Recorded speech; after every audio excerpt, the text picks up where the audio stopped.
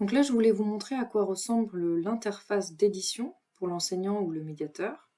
Donc là, je vais revenir sur l'exemple de la sortie qui a été faite par Guy Théard, donc sur le cycle de vie des plantes à fleurs. Vous voyez que la première chose qu'il a fait, c'est qu'il a édité la carte. Donc par défaut, on lui donne une carte, une OpenStreetMap, ce qui lui correspondait bien. Donc tout simplement, il a déposé, il a cliqué pour créer des points d'intérêt. Une fois qu'il a fait ça, automatiquement, l'application lui a créé des unités de jeu autour de ces points d'intérêt.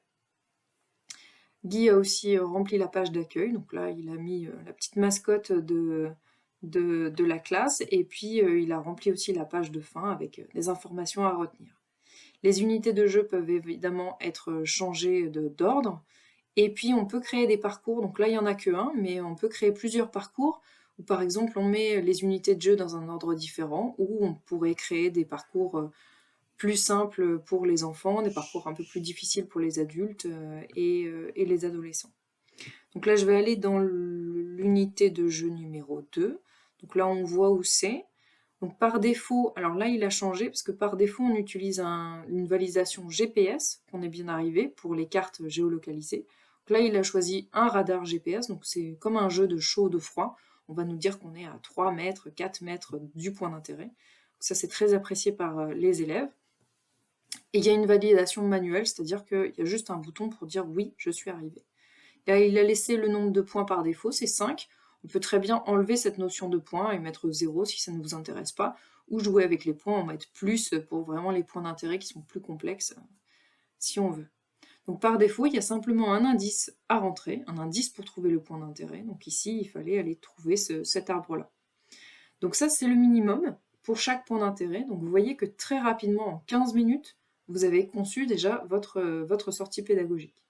Alors si ça vous intéresse, vous pouvez aller dans les options, et là, vous pouvez mettre un certain nombre de choses, comme ajouter des fiches d'information, donc là il en a mis une, elle est ici, des activités sur place, donc là il en a créé 2, un relevé et un QCM image, et il a même rajouté une conclusion à l'unité avec ce qui était à retenir.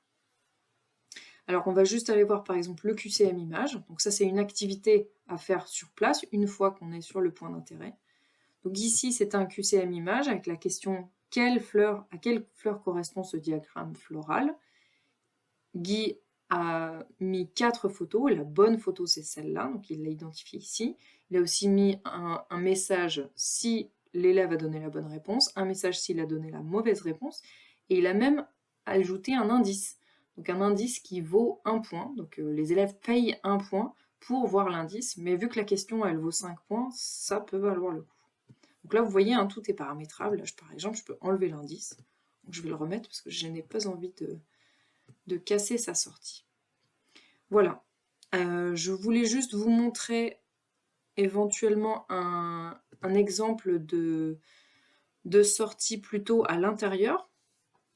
Donc ici, eh bien, la carte, c'est tout simplement... Donc là, c'est un bâtiment, hein, donc j'ai ajouté un fond de carte. Donc là, c'est le plan des musées des beaux-arts de Rennes, mais ça pourrait être les archives, par exemple, dans lesquelles j'ai identifié les points d'intérêt sur lesquels j'ai envie que les visiteurs se rendent.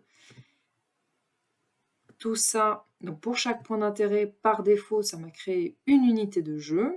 Et par exemple, si je vais voir dans la salle de lecture, donc là, par défaut, vu que la carte n'est pas géolocalisée, il y a un mode d'orientation carte sans GPS et une validation par QR code. Donc là, le QR code est généré. Donc là, il suffit de cliquer dessus, de le télécharger, de l'imprimer et de le mettre soit sur la porte de la salle que vous voulez, dans laquelle vous voulez que les visiteurs se rendent, ou sur l'objet ou l'œuvre d'art que vous voulez qu'ils voient. Voilà, mais je crois que j'ai fini. Merci.